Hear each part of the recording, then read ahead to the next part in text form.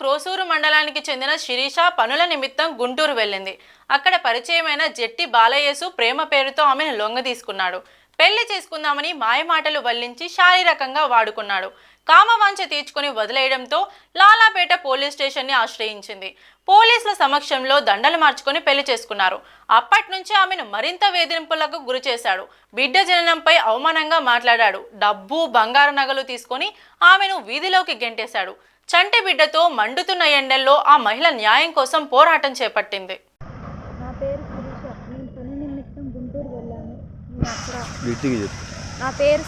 నేను పని నిమిత్తం గుంటూరు వెళ్ళాను. గుంటూరు వెళ్ళిన కాడ జట్టి బాలేసు అనే అబ్బాయి పరిచయం అయ్యాడు.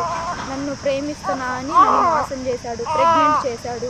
నేను పెళ్లి చేసుకొని అడిగితే మా పెద్దల సమక్షంలో పెళ్లి చేసుకుంటా అని చెప్పేసి అట్లా కొన్నాళ్ళు గడిపాడు. నేను అడుగుతున్నా కానీ చేసుకోవట్లేదని నేను పోలీస్ స్టేషన్లో కేసు పెట్టాను. పెడితే లాలాపేట పోలీస్ స్టేషన్లో వాళ్ళు దండలు మార్చారు. దండలు మార్చినాక నన్ను బాగా టార్చర్ చేసేవాడు. రోజు తాగొచ్చి కొట్టి చేసి నన్ను ఇట్లా చేస్తావా, నిన్ను మోసం చేద్దాం కదా అనుకున్నాను, నువ్వు నన్ను దండలు మార్చుకునేలాగా చేస్తావా అని చెప్పేసి రోజు తాగొచ్చి కొట్టేవాడు. కొట్టిన తర్వాత నేను మా క్రోసూరు పోలీస్ స్టేషన్లో వచ్చి చెప్పాను.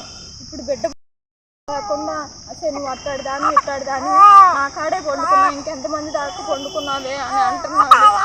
అన్నదే కాక నాకు వాళ్ళు తెలుసు వీళ్ళు తెలుసు, లాయర్ గారి దగ్గరికి నేను కారుకి వెళ్తాను, నన్ను ఏం పీకుతావే,